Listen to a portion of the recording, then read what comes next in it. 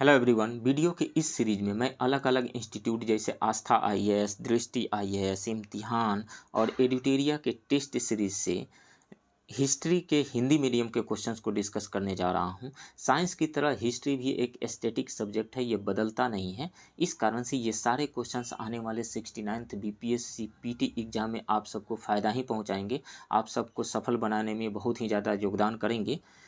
आप इस वीडियो को लाइक कीजिए, शेयर कीजिए और यदि इस चैनल को सब्सक्राइब नहीं किए हैं तो प्लीज़ इस चैनल को सब्सक्राइब कीजिए। तो चलिए शुरू करते हैं। हिस्ट्री का क्वेश्चन नंबर 1 है, कर्नाट वंश के संस्थापक एवं अंतिम शासक के युग की निम्नलिखित में से पहचान करें। तो कर्नाट वंश की स्थापना नानदेव ने 1097 में मिथिला में की थी और इसकी राजधानी सिमरावगढ़ थी और इसके अंतिम शासक हरि सिंह देव थे। तो इसमें से राइट ऑप्शन डी हो जाएगा, नानदेव एवं हरि सिंह देव। मतलब नानदेव इसके संस्थापक थे और हरि सिंह देव अंतिम शासक थे। राइट ऑप्शन डी होगा। नेक्स्ट क्वेश्चन, महात्मा बुद्ध के महापरिनिर्वाण के बाद उनके अवशेषों पर राजगृह में स्तूप का निर्माण किस शासक ने कराया था। तो अजातशत्रु ने महात्मा बुद्ध के महापरिनिर्वाण के 8वें वर्ष में उनके अवशेषों पर राजगृह में एक स्तूप का निर्माण कराया था। राइट ऑप्शन सी हो जाएगा, अजातशत्रु। नेक्स्ट क्वेश्चन, मेगास्थनीज की पुस्तक इंडिका के अनुसार पाटलिपुत्र का नगर प्रशासन कितनी समितियों द्वारा संचालित किया जाता था। तो 6 समितियों द्वारा संचालित किया जाता था और प्रत्येक समिति में 5 सदस्य होते थे, 5 सदस्य होते थे। राइट ऑप्शन ए होगा। नेक्स्ट क्वेश्चन, मौर्यकालीन बराबर की गुफाओं की अवस्थिति वर्तमान में किस जिले में है। तो ये है जहानाबाद जिले में। मौर्यकालीन बराबर एवं नागार्जुन की गुफाएं वर्तमान में जहानाबाद जिले में हैं। सम्राट अशोक एवं उनके पौत्र दशरथ ने बराबर एवं नागार्जुन की पहाड़ी पर गुफाओं का निर्माण कराया था। इन गुफाओं में अशोक के शिलालेख भी मिलते हैं। सर्वप्रथम अशोक ने आजीवक संप्रदाय के लिए यहाँ गुफा निर्माण कराया था। बराबर में लोमस ऋषि गुफा, सुदामा गुफा, कर्ण चौपड़ गुफा, विश्व झोपड़ी गुफा है। वहीं नागार्जुन की पहाड़ी पर गोपिका गुफा, बापियाका गुफा और वेदाथिक गुफा का निर्माण हुआ है। सो राइट ऑप्शन इसमें से हो जाएगा डी, जहानाबाद जिला। नेक्स्ट क्वेश्चन, विद्यापति किस शासक के दरबार में कवि थे। तो विद्यापति जो है तिरहुत के बैनवार वंश के शासक शिव सिंह के दरबार में कवि थे, शिव सिंह। राइट ऑप्शन जो होगा ए होगा, महाराजा शिव सिंह। नेक्स्ट क्वेश्चन, सिकंदर लोदी ने हुसैन शाह सरकी को पराजित कर किसे बिहार का प्रशासक नियुक्त किया था। तो सिकंदर लोदी ने 1495-96 में जौनपुर के शासक हुसैन शाह सरकी को पराजित कर दरिया खान नुहानी को बिहार का प्रशासक नियुक्त किया था। इसकी जानकारी सिकंदर लोदी के बिहार अभिलेख से मिलती है। दरिया खान नुहानी के बाद उसका पुत्र बहार खान नुहानी बिहार का प्रशासक बना था। राइट ऑप्शन बी हो जाएगा, दरिया खान नुहानी। नेक्स्ट क्वेश्चन, पटना में 1857 के विद्रोह को निम्नलिखित में से किस अंग्रेज अधिकारी ने दबाया था। तो 3 जुलाई 1857 को पटना में पुस्तक विक्रेता पीर अली के नेतृत्व में व्यापक विद्रोह हुआ था और इस विद्रोह को दबाया था विलियम टेलर ने। William Taylor. Right option D होगा। नेक्स्ट क्वेश्चन, 1909 में बॉयज एसोसिएशन की स्थापना निम्नलिखित में से किस स्थान पर हुई थी। तो 3 मार्च 1909 को दरभंगा के राज मैदान में बॉयज एसोसिएशन की स्थापना की गई थी। इस संगठन के संस्थापक अध्यक्ष सूर्यदेव नारायण वर्मा थे। प्रथम बैठक की अध्यक्षता अशफाक खां ने की थी। राइट ऑप्शन सी होगा, दरभंगा। नेक्स्ट क्वेश्चन, ब्रिटिश सरकार ने चंपारण कृषक अधिनियम किस वर्ष पारित किया था। तो चंपारण सत्याग्रह 1917 में हुआ था, उसके अगले साल पारित हुआ था। राइट ऑप्शन डी सी होगा, 1918 में। नेक्स्ट क्वेश्चन, यूरोपीय भाषाओं संस्कृत और ईरानी भाषा में समानता के सिद्धांत को निम्नलिखित में से किसने प्रतिपादित किया था। तो 1784 में कलकत्ता में एशियाटिक सोसाइटी ऑफ बंगाल की स्थापना ईस्ट इंडिया कंपनी के सर विलियम जोन्स नामक अधिकारी ने की थी। उन्होंने 1789 में कालिदास की अभिज्ञान शकुंतलम नामक नाटक का अंग्रेजी में अनुवाद किया। विलियम जोन्स ने यह प्रतिपादित किया कि मूलतः यूरोपीय भाषाएं संस्कृत और ईरानी भाषाओं से बहुत ही मिलती है। सो राइट ऑप्शन बी होगा, विलियम जोन्स। नेक्स्ट क्वेश्चन, निम्नलिखित रचनाओं और उसके लेखक के जोड़े में कौन सुमेलित नहीं है। तो विक्रमांक देव चरित्र की रचना बिल्हड़ ने की थी, ये सही है। मूसिक वंश जो है अतुल ने लिखा था, ये सही है। राजत रंगिणी की रचना कल्हड़ ने की थी, ये भी सही है। रामचरित्र को संध्याकर नंदी ने लिखा, ये भी सही है। तो उपरोक्त सभी सही हैं, तो कौन सुमेलित नहीं है, तो ई हो जाएगा, नन ऑफ द एबव हो जाएगा इसमें से। मूषिक वंश की रचना 11वीं सदी में अतुल ने की। इसमें मूषिक वंश का वृत्तांत है जिसका शासन उत्तरी केरल में था। राजा तरंगिणी में कश्मीर के राजाओं का इतिहास है। 12वीं सदी में संध्याकर नंदी ने रामचरित की रचना की। इसमें कैवर्त किसानों और पाल शासक रामपाल के संघर्ष का वर्णन है। विक्रमांक देव चरित्र में चालुक्य राजा विक्रमादित्य पंचम के पराक्रमों का वृत्तांत है जिसका शासनकाल रहा था 1076 से 1127 तक। नेक्स्ट क्वेश्चन, हड़प्पाई लोग कृषि में प्रयोग करते थे तो लकड़ी के हल का प्रयोग करते थे। राइट ऑप्शन ए होगा। नेक्स्ट क्वेश्चन, ऋग्वैदिक काल में राजा के बाद सबसे महत्वपूर्ण अधिकारी कौन होता था? तो राजा के बाद पुरोहित सबसे महत्वपूर्ण अधिकारी होता था। राइट ऑप्शन डी होगा। नेक्स्ट क्वेश्चन, बौद्ध एवं जैन धर्म के संबंध में निम्नलिखित में से असत्य कथन है। सरल, शुद्ध एवं संयमित जीवन के पक्षधर था। ये दोनों धर्म थे, ये सही है। जीवन में उत्कृष्ट वस्तुओं के उपभोग पर रोक थी, दोनों ही धर्म में, ये सही है। दाताओं से जीवन रक्षा के बराबर ही ग्रहण करने की सीख दी जाती थी, ये भी सही है। गंगा घाटी में नवविकसित भौतिक सुविधाओं को समर्थन किया, इन दोनों ने नहीं। गंगा घाटी के नए जीवन में विकसित भौतिक सुख सुविधाओं का बौद्ध एवं जैन दोनों धर्मों ने विरोध किया। दोनों धर्म में के भिक्षुओं को सोना एवं चांदी छूना मना था। तो इसमें से असत्य कथन कौन सा है? डी है। राइट ऑप्शन डी होगा। नेक्स्ट क्वेश्चन, किस वंश के शासन काल में शूद्रों एवं स्त्रियों को रामायण, महाभारत एवं पुराण को सुनने का अधिकार प्राप्त हुआ? तो गुप्त वंश के काल में शूद्रों की स्थिति में सुधार हुआ, उन्हें रामायण, महाभारत और पुराण सुनने का अधिकार मिल गया।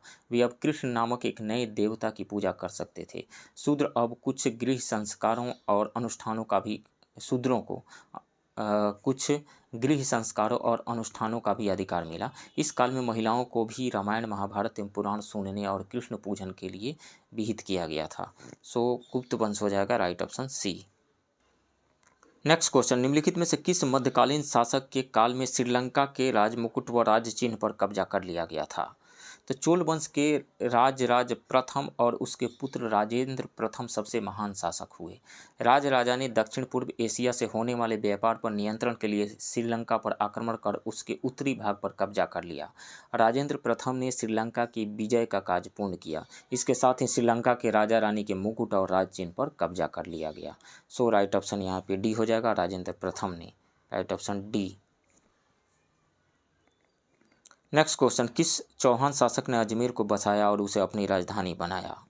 तो चौहान वंश के महान शासक विग्रहराज ने चित्तौड़ पर कब्जा किया। उसने अजमेर यानी अजय मेरू को बसाकर उसे अपनी राजधानी बनाया। विग्रहराज ने अजमेर में एक संस्कृत महाविद्यालय और अन्ना सागर झील का निर्माण भी कराया था।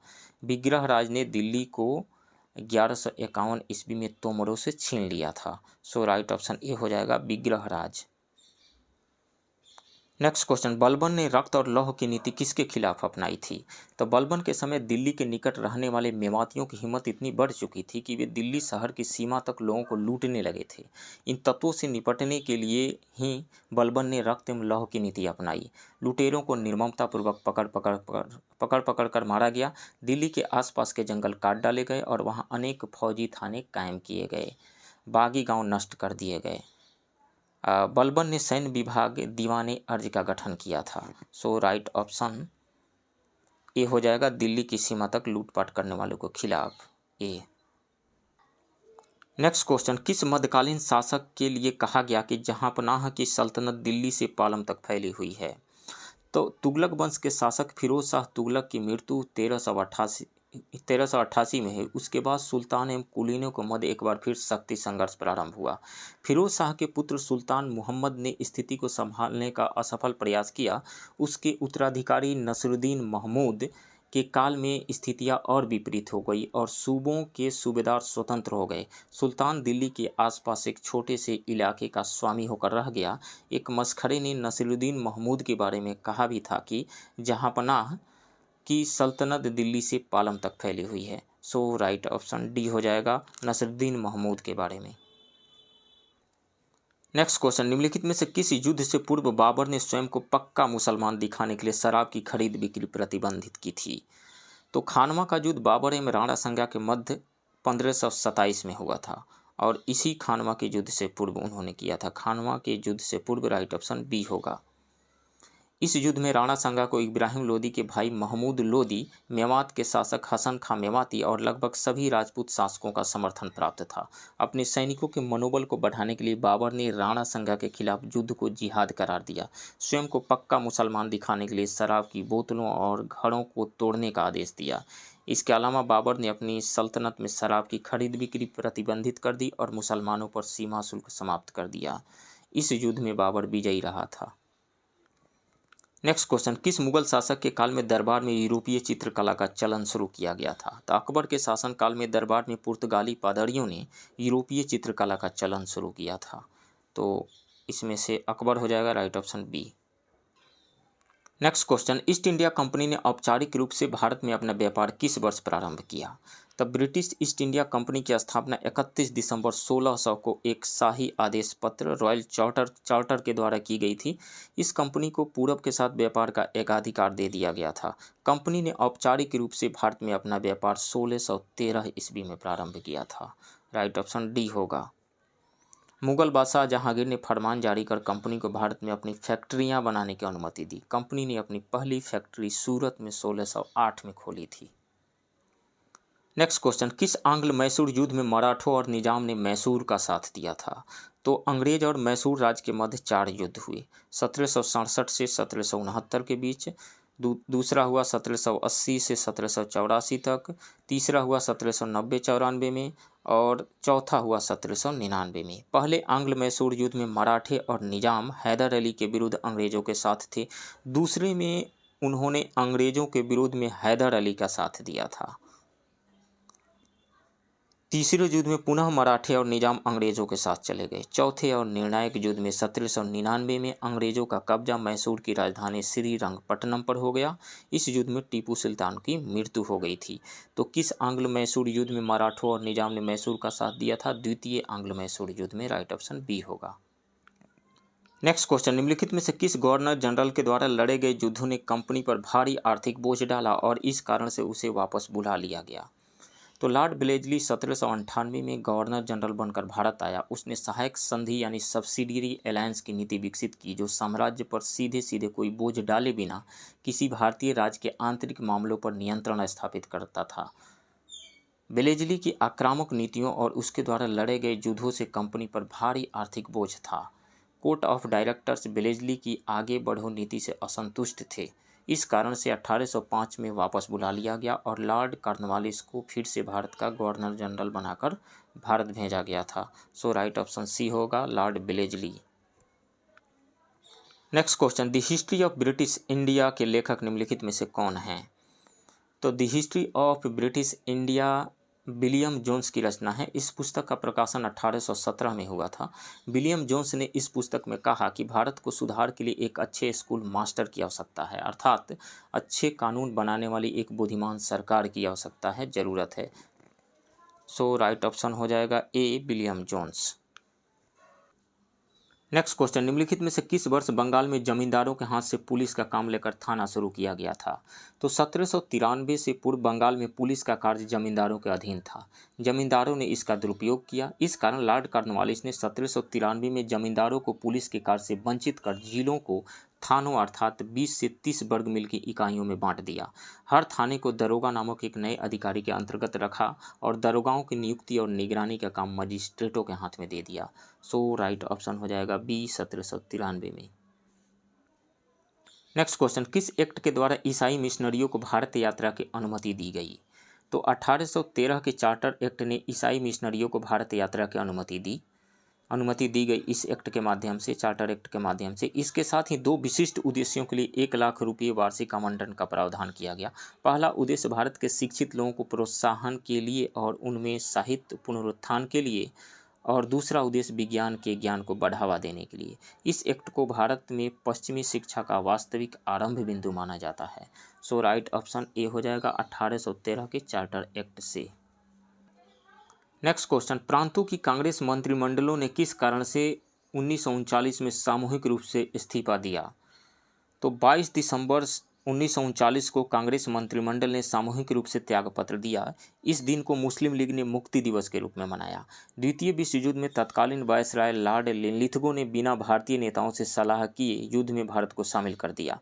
कांग्रेस युद्ध के पश्चात औपनिवेशिक स्वराज की ब्रिटिश घोषणा से संतुष्ट नहीं थी, इसलिए सामूहिक रूप से त्यागपत्र दिया गया। सो राइट ऑप्शन हो जाएगा डी, विश्व युद्ध में बिना सलाह भारत को शामिल करने के कारण। नेक्स्ट क्वेश्चन, ब्रिटिश भारत में निरंकुश सरकार का समर्थक था, तो चार्ल्स वुड था समर्थक। 1861 में संसद में इंडियन काउंसिल बिल पेश करते हुए तत्कालीन भारत सचिव चार्ल्स वुड ने कहा था कि सारे अनुभव हमें यह बताते हैं कि जब एक विजेता जाति दूसरी जाति पर शासन करती है तो एक निरंकुश सरकार ही शासन का सबसे नरम रूप हो सकती है। तो चार्ल्स वुड हो जाएगा right option A. Next question, Mitra Mela संघ के संस्थापक थे, तो विनायक दामोदर सावरकर यानी बीडी सावरकर ने वर्ष 1899 में नासिक में मित्र मेला की स्थापना की। 1904 में यही संस्था अभिनव भारत में परिवर्तित हो गई। यह एक क्रांतिकारी संगठन था जो सशस्त्र विद्रोह में विश्वास करता था। सो राइट ऑप्शन ए हो जाएगा BD Savarkar. Next question, Mahatma Gandhi और लॉर्ड इरविन के मध्य समझौता कब संपन्न हुआ था, तो 5 मार्च 1931 को गांधी इरविन समझौता हुआ था। इस समझौते के तहत हिंसा के आरोपियों को छोड़कर सभी राजनीतिक बंदियों की रिहाई पर सहमति बनी थी। साथ ही भारतीयों को समुद्र किनारे नमक बनाने का अधिकार दिया गया। साथ ही कांग्रेस दूसरे गोलमेज सम्मेलन में भाग लेने हेतु राजी हो गई थी। राइट ऑप्शन बी होगा 5 मार्च 1931 को। नेक्स्ट क्वेश्चन, रैयतवाड़ी व्यवस्था के संदर्भ में कौन सा कथन गलत है? यह व्यवस्था मद्रास, बम्बई, पूर्वी बंगाल, असम और कुर्ग में लागू की गई थी। ये सही है। इस व्यवस्था के प्रतिपादक टॉमस मुनरो तथा कैप्टन रीड थे। ये भी सही है। यह व्यवस्था ब्रिटिश भारत के सबसे कम क्षेत्रफल पर लागू की गई थी। नहीं, यह व्यवस्था भारत के सर्वाधिक क्षेत्रफल अर्थात लगभग 51% भूभाग पर लागू की गई थी। तो ये गलत है। 1792 में मद्रास के बारामहल जिले में पहली बार कर्नल रीड ने रैयतवाड़ी व्यवस्था लागू की थी। ये सही है। गलत कौन सा है? सी है। राइट ऑप्शन सी होगा। नेक्स्ट क्वेश्चन, अखिल भारतीय हिंदू महासभा के प्रथम अध्यक्ष निम्नलिखित में से कौन थे? तो मदन मोहन मालवीय ने हरिद्वार में हिंदू महासभा, इसकी स्थापना बीडी सावरकर ने 1907 में की थी, के नेताओं, क्रांतिकारियों, राजा महाराजाओं की एक सभा राष्ट्रीय स्तर पर की। इसी सभा में अखिल भारतीय हिंदू महासभा का गठन किया गया, जिसमें महाराजा मनिंद्र